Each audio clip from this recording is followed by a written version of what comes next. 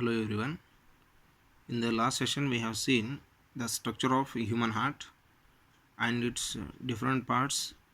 So today let us see how the process of transportation takes place in the human beings. So already we know that the heart is the pumping machine which helps in the transportation of the blood with the help of the blood vessels.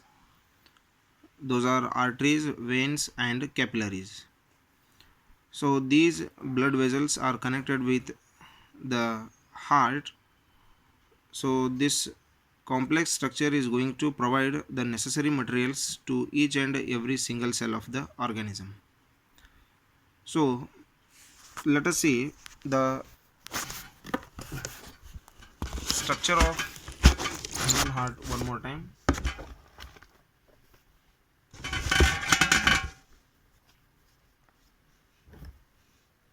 So this is actually the transverse section of the human heart.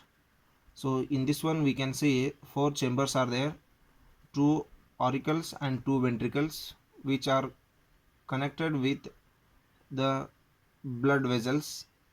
So here the left side and right side are differentiated by a muscular layer that is called the septum.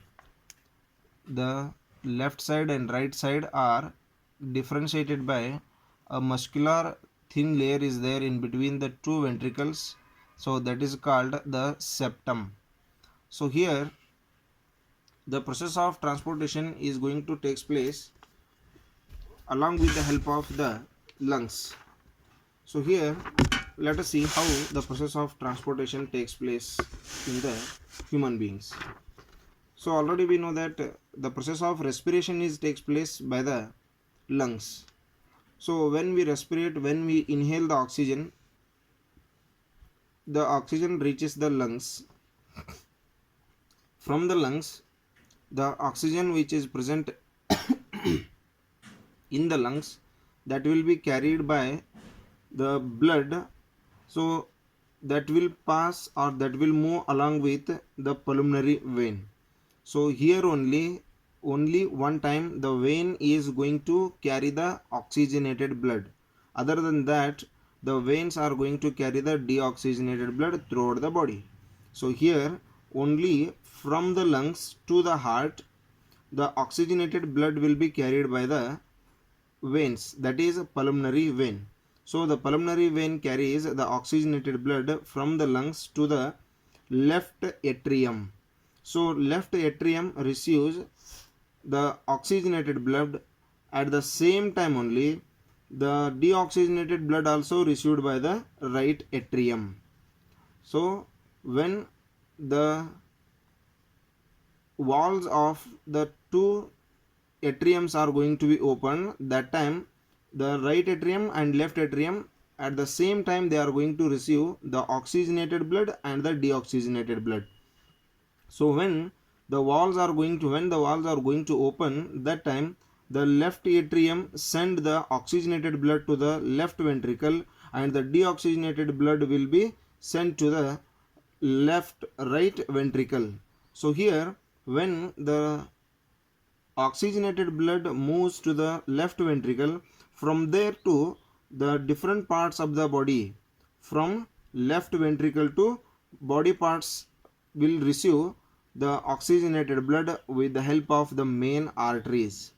So the left ventricle takes away the oxygenated blood from the heart to the body parts. So when the main artery is going to collect the oxygenated blood, at that time it is again going to divide into sub vessels. Those sub vessels are called capillaries. So capillaries will send the oxygenated blood to each and every single cell of the body.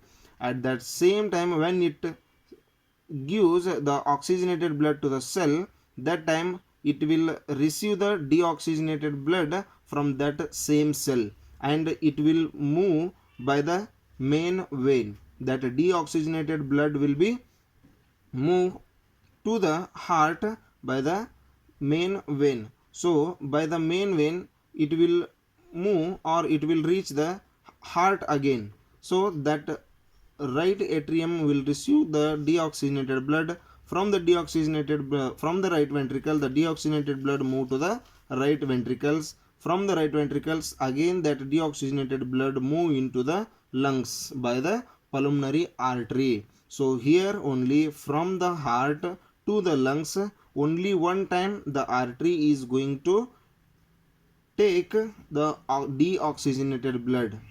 So one point should be noted here, that pulmonary vein carries the oxygenated blood only one time, that is from lungs to heart, and deoxygenated blood will be carried by the arteries only one time, that is from heart to lungs. Other than that, the oxygenated blood will be carried by the arteries and deoxygenated blood will be carried by the veins. So like this, the blood is going to move along with the vessels throughout the body. So it will supply the essential materials to each and every single cell. So here we can see the double circulation in the human beings. So the blood in the circulation of the blood, when the blood start to move from the lungs, when it comes to reach again to the lungs, it will come two times to the heart. Once the oxygenated blood and second the deoxygenated blood. So this, like this, the oxygenated and deoxygenated blood will come to the heart two times particularly. So like that only we can consider this one as the double circulation. One time oxygenated blood and another time deoxygenated blood comes to the heart in a particular one circulation. So this is why we consider this one as the double circulation. So this type of circulation we can see in the human beings. Thank you. We will see the next one in the next life process in the next session. Thank you.